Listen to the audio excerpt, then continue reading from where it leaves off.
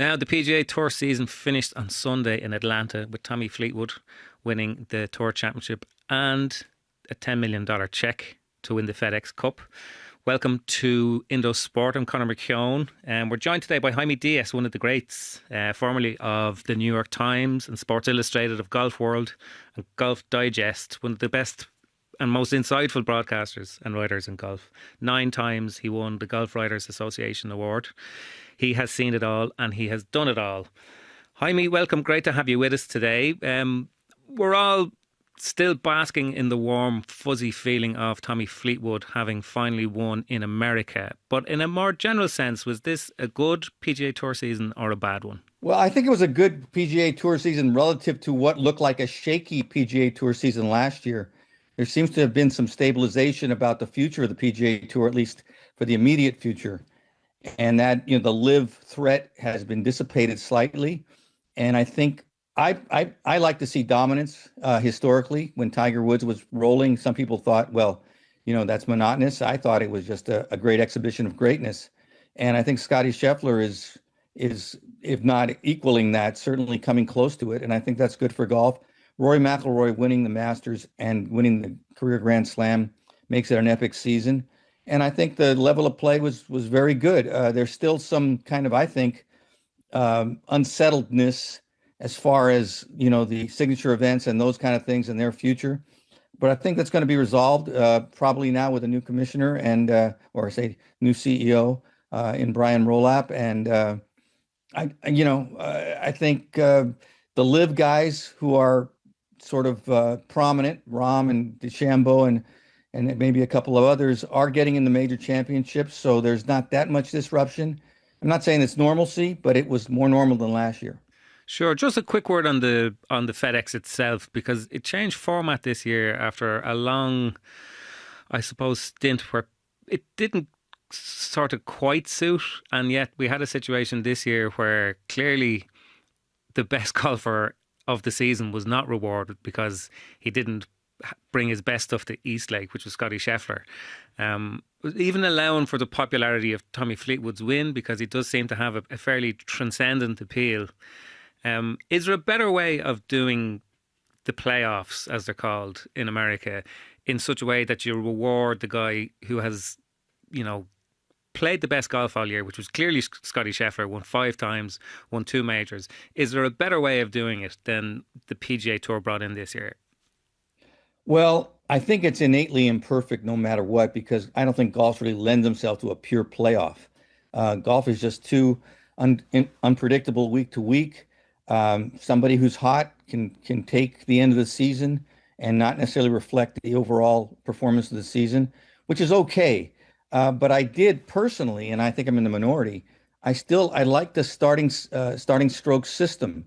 Yes, it was contrived. By its nature, it's contrived. You give somebody a head start. The way I looked at it was just count the first part or at least the pre-playoff season as one round. And then you just start with Scottie Scheffler 10 under, and the next best guy 8 under, and just keep going. And by the second or third round, you don't even remember that it's not, a regular tournament, and you just go to the end. And that happened last year, and Scottie won. And this year, had that happened, Scottie would have won again. I don't say you fix it for Scottie, but you give him an advantage. And in my opinion, to just start with the final tournament, the Tour Championship, everybody even, defeats the purpose of what was, envisioned.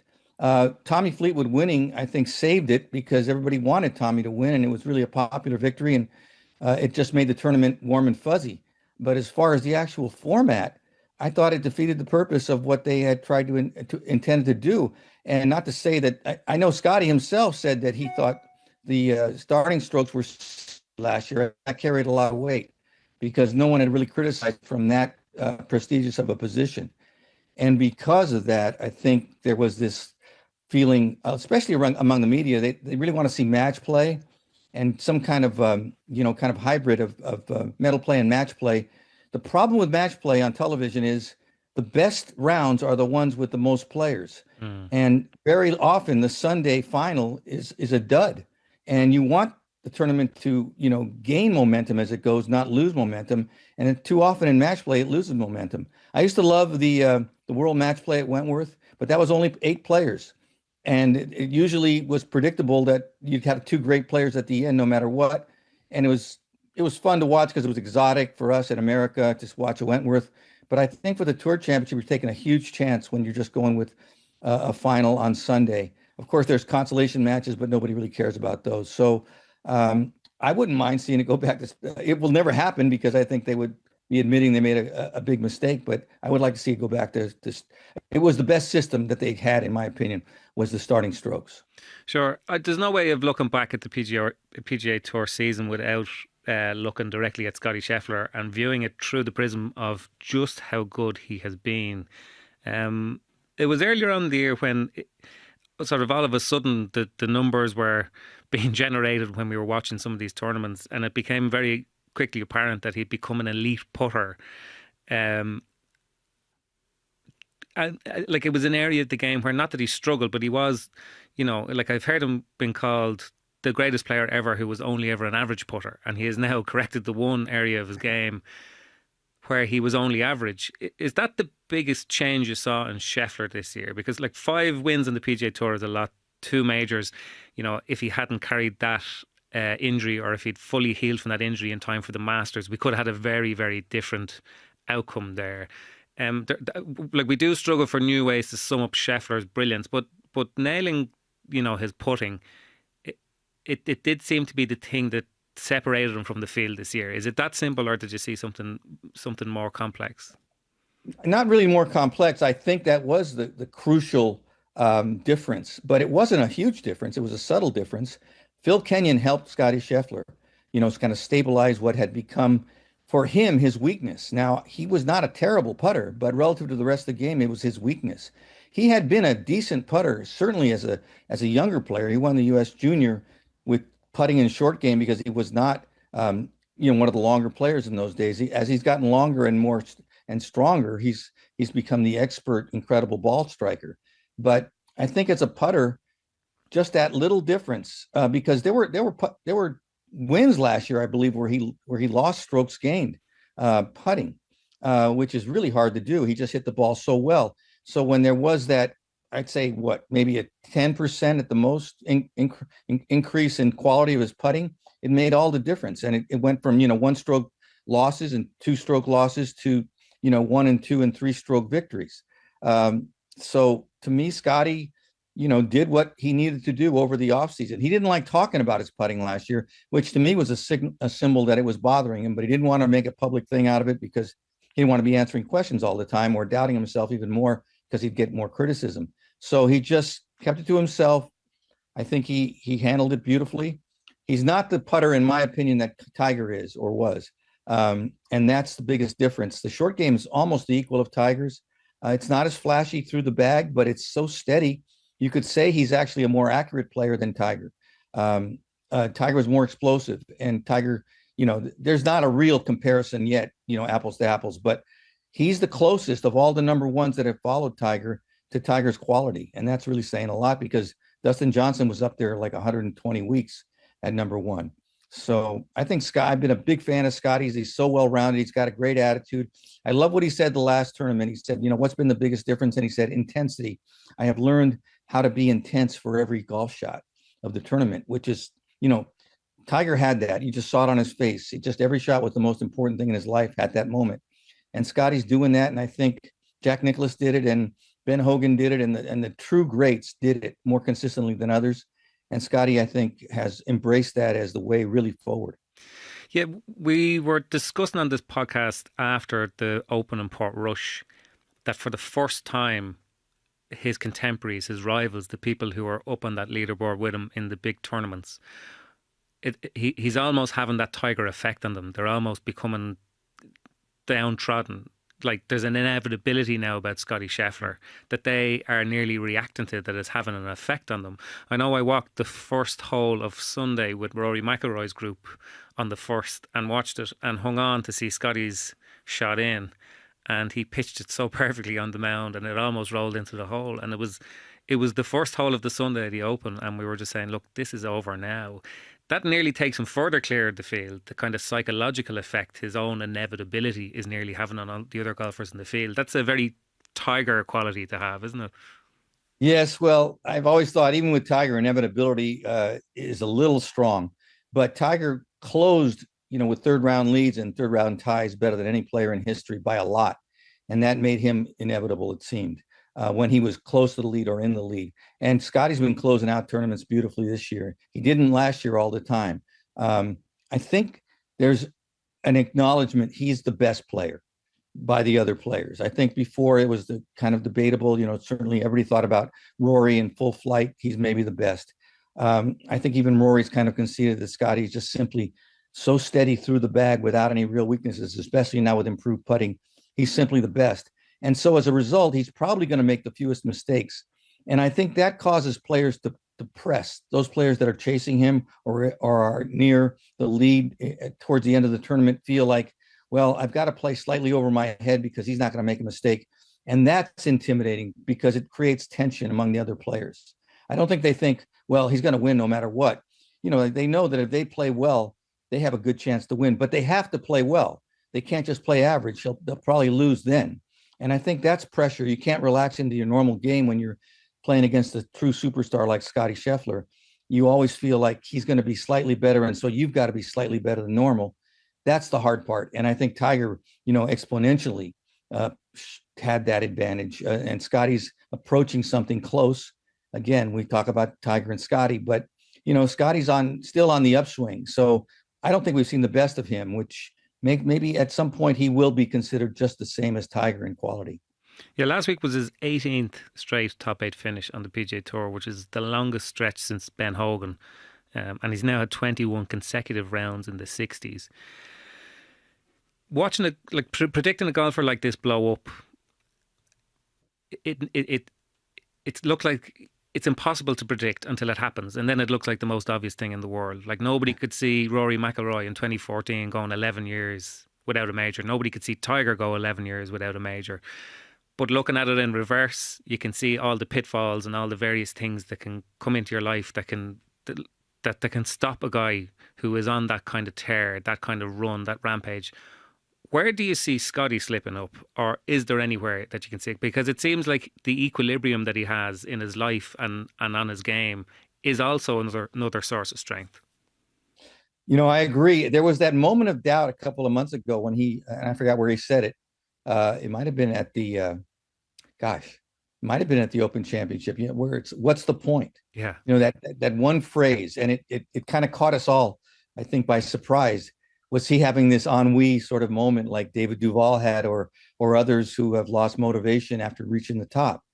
And he explained it pretty well, I thought, prior to the Tour Championship and maybe at the BMW. Like, that's not what I meant.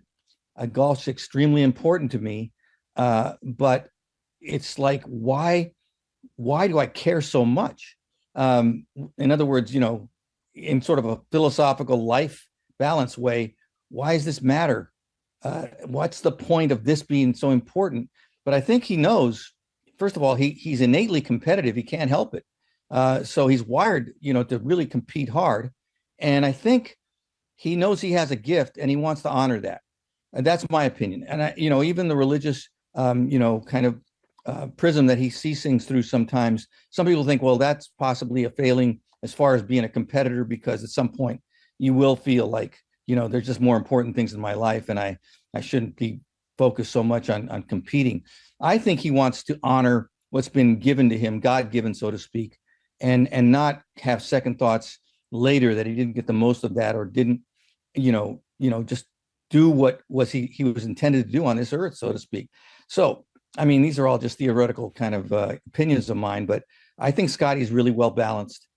I mean, at some point something will grab him, and he'll decline in some way. It could be injury. He seems like he is very happy away from the golf course. He's going to have probably more children. Players have lost, had that conflict of, gosh, I'm going to leave home again, and here I'm missing my children growing up. And I think that could have an effect.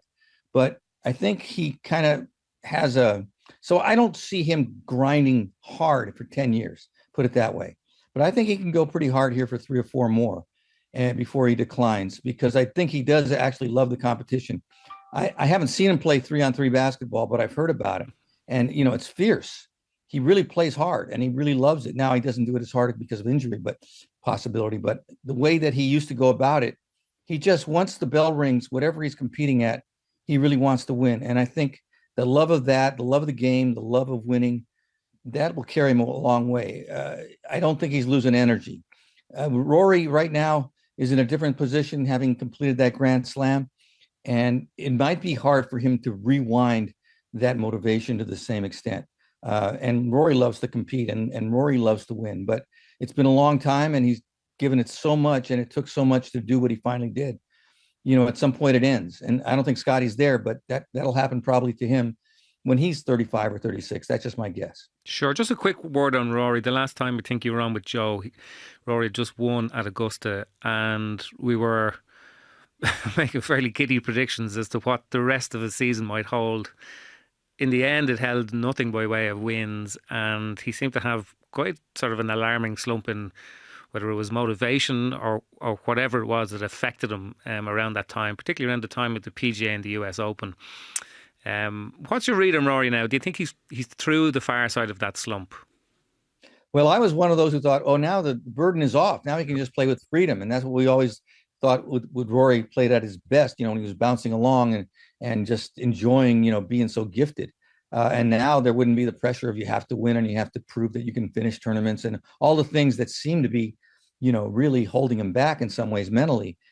And being free of that, I think we underestimated just the letdown of the afterglow, so to speak. Now everybody's different. Some guys might have taken off. Famously, Tiger would be on the practice tee on Monday after winning a major. Rory has, I don't think, ever looked like, or even, professed to have the same kind of drive and motivation, which is the extreme of Tiger.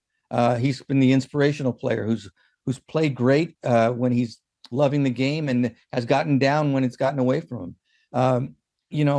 I think that Rory probably still has to adjust and maybe will pick his spots a little bit more. But, I just feel like if he gives himself permission to just have joy in the game and refines that, he's going to be okay. He won't probably, go on and win 5 more majors, but I think he's going to still have great moments in the game. They just won't be as driven as they used to be, I don't think. On the week when he's got it, I think we'll still see some last hurrahs from Rory way before he's 40, because he's still in wonderful condition. But it's a matter of loving the game, and a lot has happened. Live has happened. I think that took a lot out of him, just the efforts towards, kind of the crisis in professional golf. And he has family now too, and watching his daughter grow. So there's factors against him. And to win the Grand Slam, the career Grand Slam, I mean, that just is such a culmination. Maybe it is hard to say, well, what's next? Sure. I assume that every PGA Tour review will focus on those two players, partly because they're so big and so successful and commanded so much of the news space in the PGA Tour season of 2025, but also because there wasn't a whole lot else to talk about. Like the guys that we were looking to kick on, and we're always hearing that golf needs new stars. Who are the new stars? And at the moment, they only really have 2 on the PGA Tour anyway. Xander Schauffele went backwards after winning 2 majors last year. Colin Morikawa's game, after winning 2 majors in whatever it was, 8 or 9 starts, he seems to be well off it. Ludwig Aberg was a guy a lot of people saw coming very strong this year. He didn't make it happen. Just that kind of star quality, when you watch your, elevated events, your non-major golf tournaments, and one or both of Scottie Scheffler and Rory McIlroy isn't in the field, it does take quite a dip in interest levels. Well, I agree, Connor, and I think there is I won't call it a crisis, but I think there's an unresolved issue in terms of the motivation of players week to week. There's so much money in the game now, and not everybody plays for the Cup. So a lot of, as we've learned, people can be seduced by money and leave something like the PGA Tour or certainly the mainstream of winning major championships by playing every week against the best players in the world. And we saw 2 extremely good players do that: Bryson DeChambeau and John Rahm. And there's others that live probably capable. Terrell Hatton. That I don't cast any dispersions on them, except to say they left the traditional path towards greatness, And I just don't know how much greatness matters as much as money, relatively speaking, in terms of that comparison in the past. Now, again, this is all speculation, but I don't see the victories or the losses hurting that much. Tommy Fleetwood came back beautifully from some really discouraging losses, but you never felt like, oh, well, gosh, he's destroyed, he's broken, because life was really good still, and I just think in the past it hurt a lot more. And if somebody doesn't win, I don't think Xander Schauffele looks like, he's got this tremendous urgency to get back on top of the game. At least he doesn't carry himself that way. And it's a subtle difference, but I think unconsciously when we watch, if somebody's not really doing something exceptional like Scotie Scheffler, it's us, the fans, who may be going, well, what's the point? What are we really watching here? And I love golf, and I love watching great players play well. And they're all great in relative terms, in terms of, being the best in the world. But the purpose of it and sort of the final goal seems to have moved a little bit.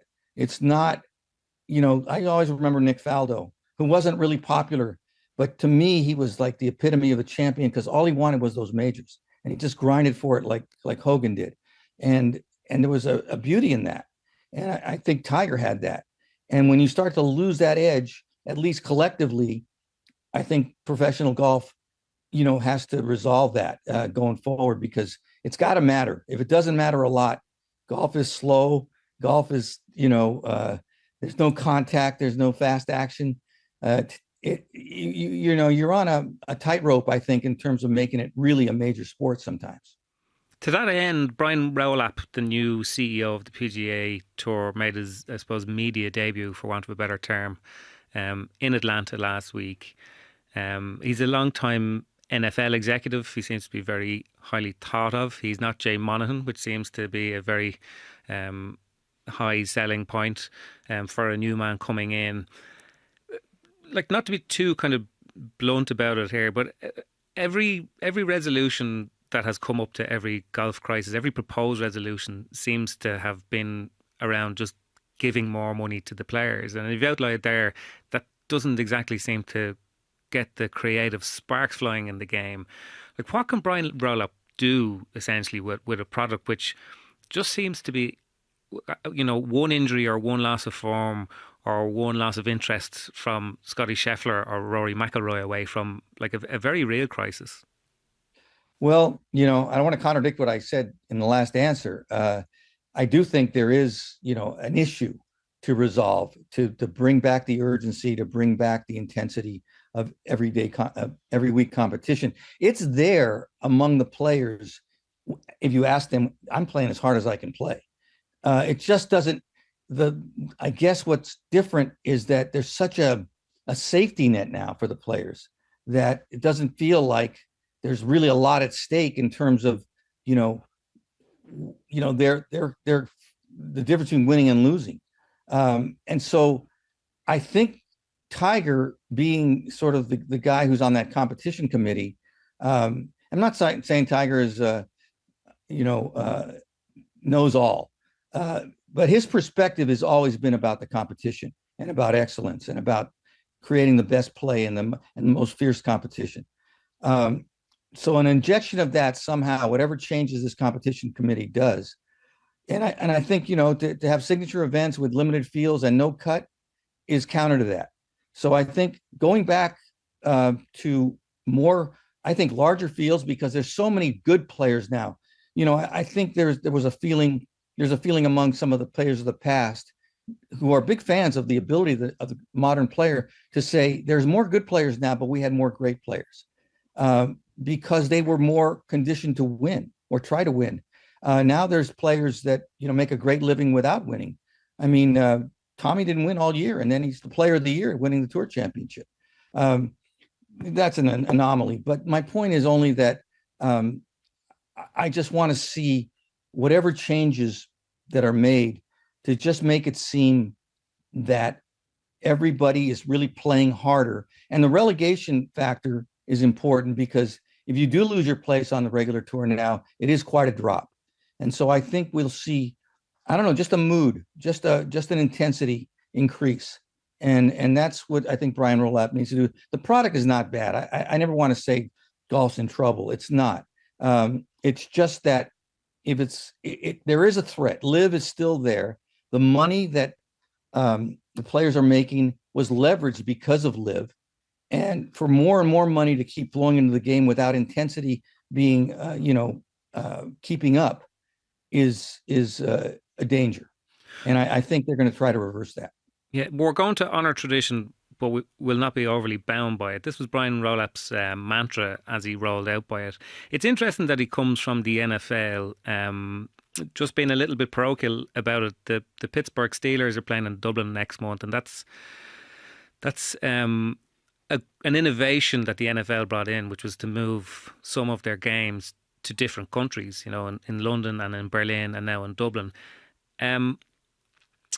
The fact that so many professional golf tournaments are based in America, like there's even some calls to make the Players Championship a fifth major, which would make 4 of them in America. I suppose, is it a very European-centric thing to say that golf feels to be a very US-centric product? And if so, is that a problem? It's not a European. It's not an improper thing to say. It's actually an accurate thing to say. It's always been, since it's gotten bigger, a U.S.-centric organization. The issue is economics. The tournaments in general that the PGA Tour, when they did go overseas, put together, have never made as much money. When they used to go to the American Express, I know when they went to Ireland at Mount Juliet, beautiful place. I loved the tournament, and it just didn't have the ratings television-wise, and even though the Irish fans are very avid, they weren't the numbers.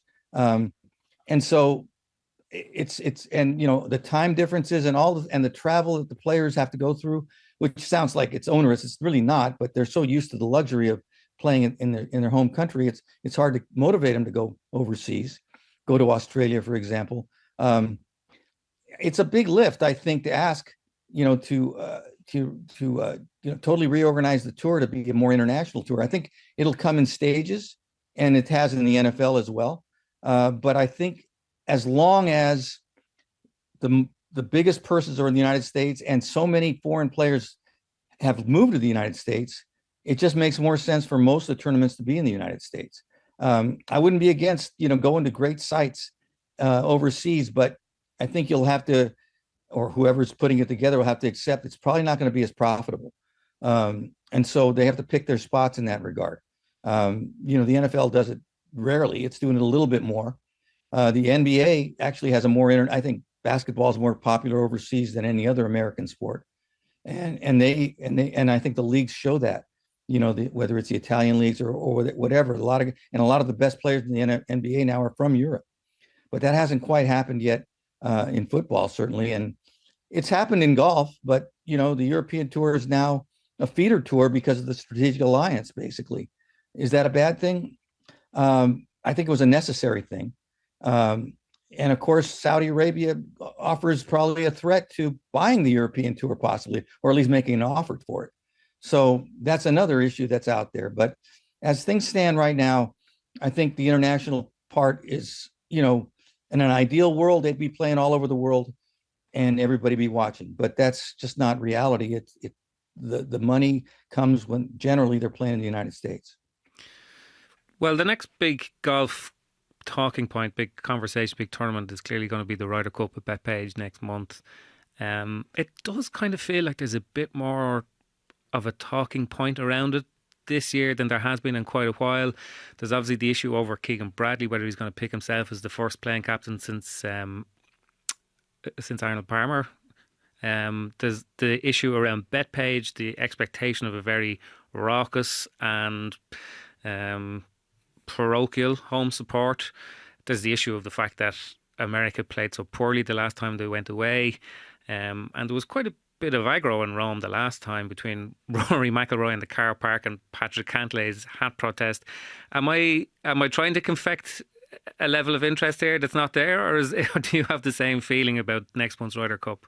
No, I think there's high interest, and Bethpage is going to be an incredible stage. There's going to be a lot of emotion, a lot of energy. let's hope it doesn't go over the top. There's kind of a stereotype about New York fans that, especially regular for other sports, where they're really raucous and very noisy and try to get in the players' heads. And of course, that's antithetical to golf. Will they control themselves? I remember when they first went to Bethpage in 2002 for the US Open, there was a little bit more of that. There was some catcalling, and I think Sergio Garcia had like an issue with his waggle. Just he couldn't get settled over the ball, and he was getting some distraction there, added distraction from the fans. I think, though, I'm not saying the fans are completely self-aware, but I don't think they want to be a disgrace to the game collectively. So I think to some extent they'll police themselves. If somebody gets out of hand, I think the fans will be the first to say, "Hey, buddy, you got to go, or you got to shut up." I really think that'll happen. I think it's very interesting whether Europe, which I think on paper might actually be stronger this year, could come over and win on U.S. soil, because that would be another kind of paradigm shift, so to speak. I remember in '87 when the Europeans first won against the Americans in America. That, if I'm not mistaken, that was just a turning point in the Ryder Cup. And it didn't happen by accident. The Euros had the best team.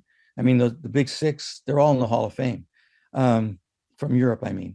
So, and at that time, nobody knew who Ian Woosnam was or Jose Maria Lozabal. So I just think, Keegan's decision to play as a captain, I think he played well enough at the Tour Championship. And I do think the other players are in favor of it. And as long as it doesn't create any dissension or any kind of, dissatisfaction in the team room over anybody who got passed over, or whether Keegan is being selfish, I think he's gotten, the okay from his team. And I think that's really important. On one hand, I think it's two extremes now. If he were to play well and they win, he's the hero of the Ryder Cup. And if he wins his matches, that's inspiring in the team room. Conversely, if he loses his matches, there may be some second guessing if he plays poorly, and there's going to be a lot of pressure on him. And if the U.S. loses, he's the worst captain in a long time, because he would have lost on home soil. So it's a tough place to be for Keegan. But I kind of admire that he doesn't look like he's going to play it safe. He's going to go for it and make it more interesting for everyone, and maybe make a U.S. win that much more inspiring, and maybe help his team win to a greater extent if he can deliver. So I do think he carries a lot of emotion, potential, and energy with him in terms of his own play. So Arnold Palmer didn't have that in 1963. I remember Hale Irwin was the playing captain at the President's Cup in '94, and that was easily handled. But the stakes are much higher, and the Ryder Cup becomes much more complex as far as the pairings and things. I think some of those things are overrated. I think the captain's role once the tournament starts, ironically, can be absorbed by the assistants more so than people think. But the captain has to have the players' unity and has to make them feel like, let's win it for our captain. And I think Keegan is in that position without endangering it by playing. Yeah, one very interesting development this week is confirmation from Donald Trump that he's going to attend on the Friday.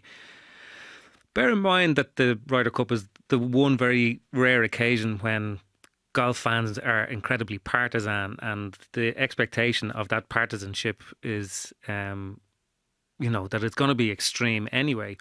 What effect will having Trump there on the American fans? Because presumably not everybody there will be a Republican or a staunch Republican or a Democrat or a staunch Democrat. Does it have the potential to create, a rift even among the American fans who are clearly going to be in the majority at Bethpage? Yeah, well, I don't think there'll be a political demonstration against President Trump at the Ryder Cup. I mean, there have been some recently. Obviously, he's not necessarily as popular as he was 7 months ago. I don't think President Trump will in any way be intentionally, I don't want to say disruptive, but intentionally a focal point. I mean, sure, he's going to get a charge out of, everybody being excited the president's watching, but he's a golfer and he knows the etiquette of the game. And I'd be surprised if he did something that caused the fans to become more unruly or drew attention to himself beyond just the attention he's going to get automatically by being there. I'm of the mind that Trump's best self is actually found on the golf course.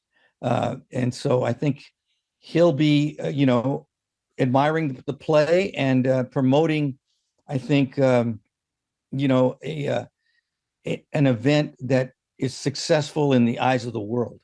And if he were to do something that drew too much attention to him and disrupted that, it would be counterproductive to him. So I think he knows what he's doing when he gets on a golf course and has attended other events. I went to a couple of live events where he was, well, one especially that he was there, and it was loud anyway because it's live, but he didn't do anything over the top or extra to encourage more of it. Sure. The just finally to finish off, the expectation of the home support being raucous. This has been building for quite a while. Whistling Straits did seem to be quite partisan, and there are instances of European Ryder Cup players speaking out since then. The opposite was the case then in Rome, and I know Scotie Scheffler even spoke out because after the Open Championship, he said that he clearly wasn't the home favourite, and some of the things that were said to him were beyond the pale. This is an increasing feature of professional golf. It's happening anyway, even at a basic tournament level when players are just playing for themselves, that people are either looking for attention or want to get on camera or want to shout something daft first after a player drives the ball. And then you throw into it this kind of very caustic relationship that the players tend to have when they get on the course in opposition from the Ryder Cup. Just how sort of bad or intense is it going to be at Bethpage? Or is there any chance that we could be maybe over-egging the pudding a small bit in terms of the build-up? Because if there's 100,000 previews written about the Ryder Cup, at least 90% of them are going to talk about the reception that the players are going to have and the atmosphere on the course. Yeah, no, I think there is a chance that something, something over the top could happen. I think it's the strength and the weakness of the Ryder Cup. A lot of people believe it's the greatest event in golf. And a lot of the reason is because it is so raucous and there is so much emotion, not only the pressure and the emotion the players feel, but that the fans bring to it as reflecting, what they feel is at stake. And there's nationalistic feeling, and that brings out, ugly things sometimes. But that's always been like a trade-off that's been worth it, I think, to the organizers of the Ryder Cup. At some point, it could, and maybe let's hope not, but it could happen at Bethpage. That's what I think people are pointing towards. It's like, oh, this is going to be a perfect storm. You got New York, you got Trump, you got, you have gambling now in golf more open. You have social media just getting people to do things that gain more attention. Is it all going to break finally? Is the model not going to work anymore? And I think it's a reasonable concern, and I hope there's just self-awareness about that will keep it from happening. I think enough of these previews, sure, they may be a little sensationalistic, but they're also warning signs. And I think golf, I hope the PGA of America has maybe extra kind of, I don't want to say security, but just, marshals in place to watch those kinds of things and keep them from developing too much, or keeping the drinking down. All the things that, happen at Brookline. I thought Brookline was the most raucous, actually, that I've been to. And where it really got, and that was a small golf course and a small footprint, geographically, and fans were just getting crowded together too much, and they weren't moving, and they were drinking more. And by the end of the day, it was just really almost dangerous in a couple of places. That could happen to a greater level in New York because there'll be more fans, and the Ryder Cup's progressed even more since '99. But again, I'm optimistic that it's going to be a good event. And there'll be some excesses, but they won't be ones that, give the event, this bad place in history. That's just an opinion, obviously, but I don't think it's crisis time yet, unless there's negligence on the part of the organizers. Well, one way or the other, I think we're all looking forward to it, even if it's partly to see just what kind of goes down. Jaime Diaz, it's great to chat to you today. Thank you very much for joining us. Thank you, Connor.